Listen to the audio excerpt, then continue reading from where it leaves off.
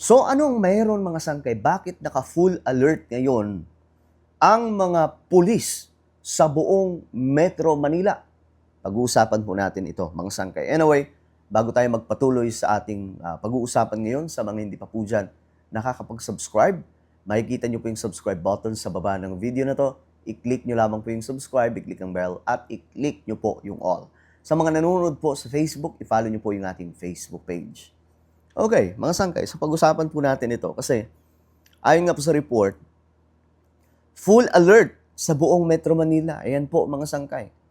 Mula po sa DZRH, no? Breaking news, balik full alert status sa Lunes. Okay, this coming Monday, ang National Capital Region Police Office. Bakit? Nakaraan mga sangkay, nagkaroon ng full alert ang mga pulis at mga kasundaluhan sa buong Metro Manila. Dahil nga po sa akala po nila kasi magkakaroon po ng people power mga sangkay laban po kay PBBM. Pero hindi naman po ginawa ng iglesia yon mga sangkay. Matino po yung rally para lamang po suportahan si Rodante Marcoleta at para po ipanawagan mga sangkay na ipakulong na yung mga tunay na mga korap. Ngayon, kumbaga parang pinatikim lang po tayo nun mga sangkay. Ngayon, naka-full alert ang buong kapulisan sa buong Metro Manila.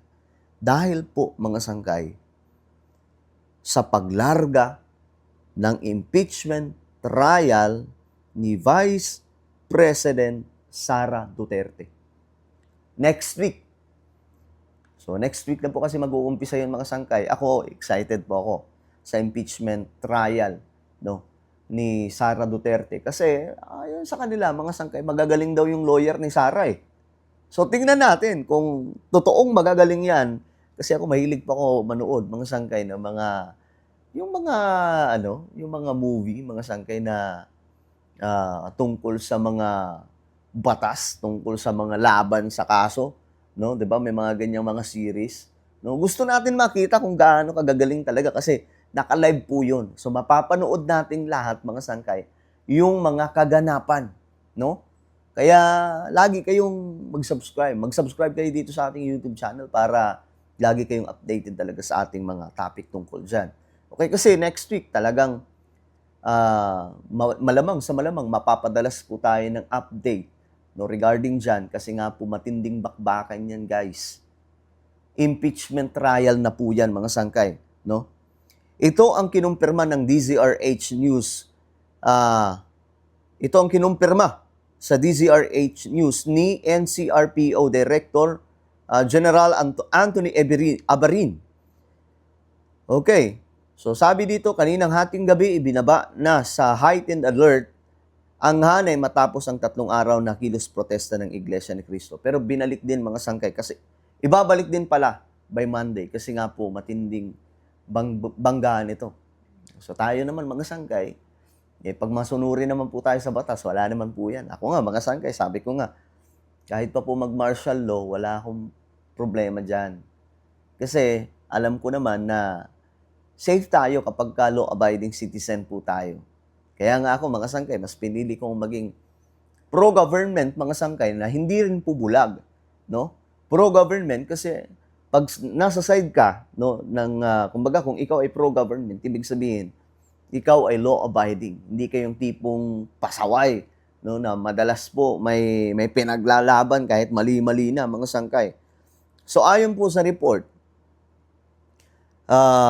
magtatalaga ng nasa 6,000 police officers sa Senate premises para sa pagsisimula ng impeachment trial ni Vice President Sara Duterte sa Lunes, July 6.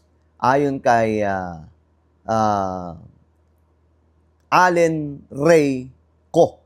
mula po sa Philippine National Police, sa pong spokesperson.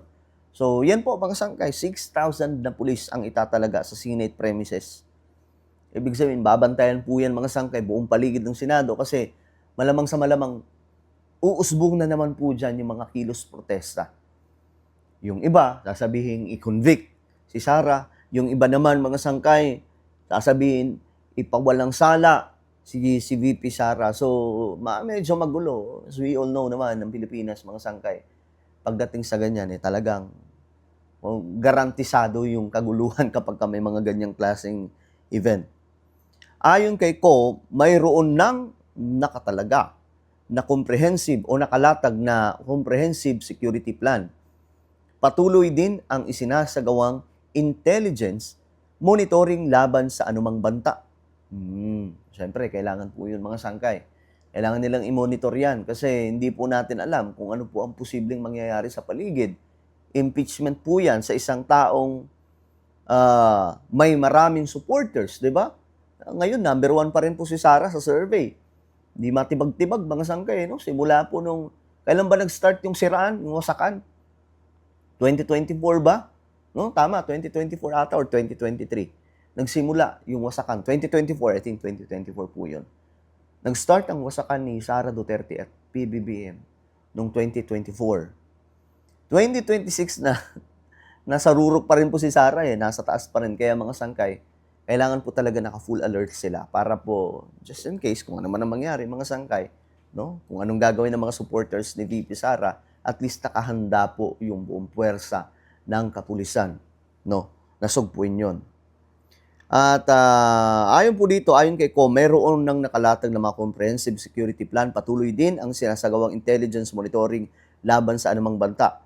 Ayon sa kanya, itong mismong hapon na ito, the PNP will be conducting a final coordinating conference among all units for the final preparation sa ating security plan. So, ayan na mga sangkay. Magsisimula na ang impeachment trial laban po kay VP Sara. At tingnan natin, dito magkakalabasan po talaga ng totoong ebidensya. Totoong testimonya, totoong latagan na po ito ng katotohanan, mga sangkay.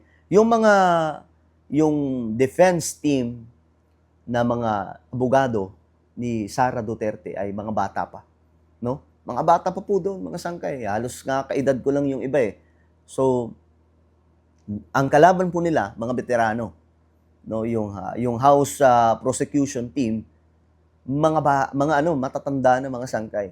So doon magkakatagisan yung makabago, yung mga bagong mga abogado, at itong mga matatanda na pong abogado, mga sangkay, ang maghaharapan mismo doon po sa gagawing trial, no? Sa impeachment ni Sara doon sa Senado. So good luck sa ating lahat, mga sangkay. Let's hope na lang and pray na sana maging maayos po, maging matiwasay po ang ating bansa.